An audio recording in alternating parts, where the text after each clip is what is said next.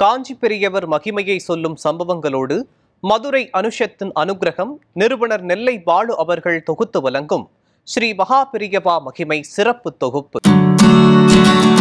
வறியவருக்கு உணவு வழங்குவது மூதாதையருக்கு திதி கொடுத்த புண்ணியம் கிடைக்கும். மதுரையில் கடந்த 4 வருடங்களாக ரோட்டோரத்தில் வறியவர்கள் மற்றும் மனநலம் பாதிக்கப்பட்டவர்களுக்கு தினமும் 300 பேருக்கு மதிய உணவு வழங்கும் திட்டத்திற்கு நீங்களும் உதவலாமே. மேலும் தொடர்புக்கு மதுரையின் அட்சய பாத்திரம் டிரஸ்ட் சேர்மன் நெல்லை பாலு 9442630815. ஹரஹர சங்கர, ஜெய ஜெய சங்கர, காஞ்சி சங்கர, காமகோடி சங்கர. எல்லாம் வல்ல நம் ஜெகத்குருவின் திருவருளால் இந்த நாள் இனிய நாளாக அமைய அன்பு பிரார்த்தனைகள்.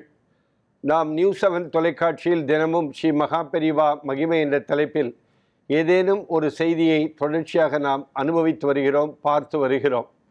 இந்த உலகத்தில் நாம் வாழ்ந்த காலத்தில் நடமாடும் தெய்வமாக விளங்கிய இந்த மாமுனிவர் 1964 வருடம் காஞ்சிபுரம் அருகே அம்பி என்ற இடத்திலே இருந்த பொழுது அங்கிருக்கிற பக்தர்களெல்லாம் மகா பெரியவருக்கு 70 வயது ஆகிவிட்டது, ஆகவே பீமரத சாந்தியை நடத்த வேண்டும் என்று எல்லா பக்தர்களும் மகா பெரியவா இடத்திலே வந்து தன்னுடைய கோரிக்கையை வைக்கிறார்கள்.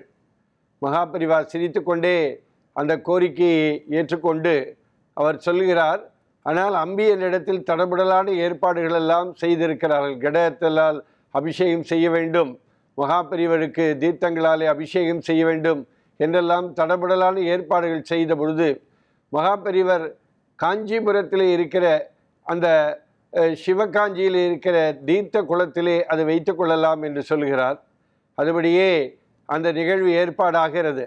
அங்கிருந்து காஞ்சி மடத்திலிருந்து ஒரு 4 கிலோமீட்டர் பக்தர்கள் புடைசூழ நல்ல தீர்த்தங்களெல்லாம் குளத்தில் நிரப்பப்பட்டு அன்றைக்கு மகா பெரியவா மேல தாளங்கள் முழங்க காஞ்சி மடத்திலிருந்து புறப்பட்டு அந்த தீர்த்த குளக்கரைக்கு சென்று கொண்டிருக்கிறார்.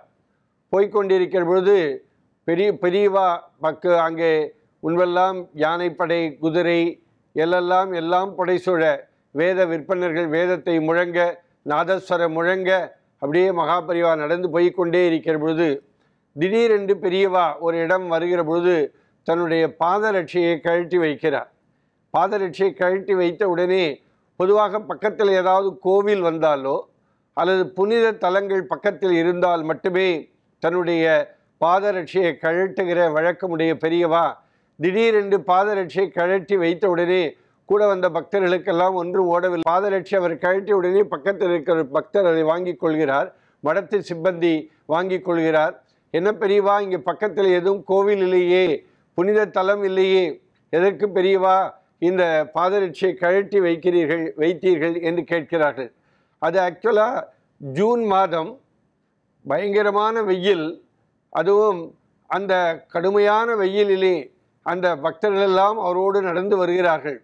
பெரியவா பார்த்தார், என்ன நான் மட்டும் பாதரட்சியை அணிந்து கொண்டு வருகிற பொழுது தன்னோடு வருகிற அத்தனை பேரும் இந்த வெயிலிலே அந்த ஒன்றுமே இல்லாமல் நடந்து வருகிறார்களே, அவர்களுக்கு எப்படி கால் சுடும் என்பதை தெரிந்து கொண்டு அதை தானும் அனுபவிக்க வேண்டும் என்பதற்காக பாதரட்சியை கழட்டி வைத்தேன் என்று பெரியவா வந்த பக்தரிடத்திலே, மடத்து சிப்பாந்திகளிடத்திலே சொல்லி அதற்கு பிறகு அங்கிருந்து நடந்தே போய் அவருக்கு அந்த பீமரத சாந்தி நடந்ததாக சொல்வார்கள்.